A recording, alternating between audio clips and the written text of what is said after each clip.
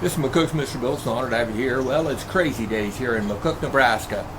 That's been going on since I was a kid. I don't know how much further back it was than then. But crazy days in the middle of July, and the stores will put stuff out on the street on a weekend to try to draw you in to buy some other stuff along with that. So that's the game they play. They call it crazy days.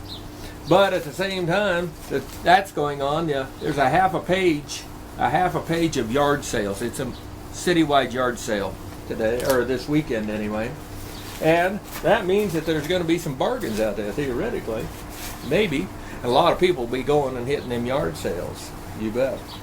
I have seen some pretty good bargains at yard sales myself, and my friend, he just bought one of those motorized walking exercise machines. Well over $300 brand new, and he bought it for $10. Works good. $10. Yeah, at a yard sale. And whatever you do, though, you got to realize that it helps kind of equal the playing field. The billionaires get everything, and they pay almost no taxes, and they got the government in their pocket and all that things. I mean, the world ain't fair. We get that.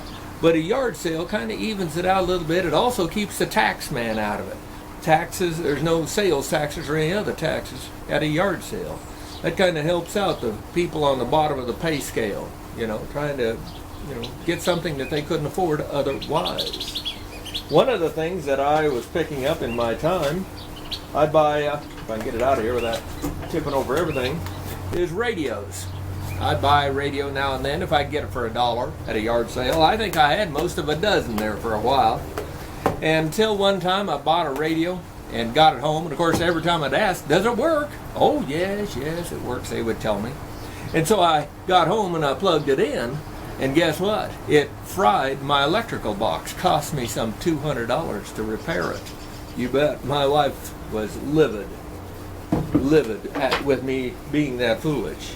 From then on, whether I buy that or as little a thing as a $1 for a heater for your fish tank or whatever it might be, any kind of electrical, I always plug it in. That way you don't have to trust anybody, and if anybody's electrical gets burned up, it's theirs, not yours. You bet. And if you take the next step, quite often you'll see something with batteries. And of course, whatever at a yard sale, there's no batteries in it. You can just about guarantee it. So they'll just, again, you got to trust them saying, yeah, it works. Well, all you have to do, if you're Mr. Bill or that mindset of survivalism, you'll carry a few in your car. So you just go out to the car, get some batteries, AA or AAA batteries, whatever you need, and you plug it in and put all the batteries in there and turn it on and see how well it works. You don't have to believe or trust anyone. And nor do you have to just walk away from it out of fear that it doesn't work. Think ahead. Think ahead. I would finish with this. Now, of course, I don't own a firearm, but I see guns. He's a loud son of a gun, isn't he? I see firearms throughout my 43 years of living here in McCook at yard sales. And back then, I don't think the rules and regulations were near as strict. But nowadays, you got to be real careful what you purchase person to person. I mean, especially handguns. You get in a bucket of trouble. And or perhaps the gun is stolen if it's too good to be true. And one of them I saw at a yard sale just a couple of years ago. It was a handgun, and the price was so ridiculously low, something wasn't right. Something wasn't right. And my hair stood in the back of my head a little bit, and maybe it's from my hunting and trapping days, but there was a bad feeling on that. Not that I would have bought it anyway. I just wouldn't do that. But I might have made a call or two and said, hey, take a look at this gun.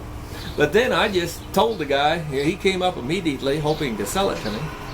And I just said, no, something's wrong here. That's too good a price. He said, I just want to get rid of it. That's even too low a price for that.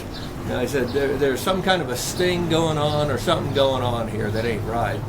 So I walked off and got in my car, and as I got to the car, though, two guys off to the side that looked like they were buying at the yard sale were over there with him, and all three of them were looking at me. That's right.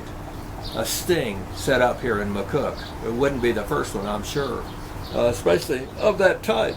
So be careful what you're purchasing, and never give a cop the right to destroy your life.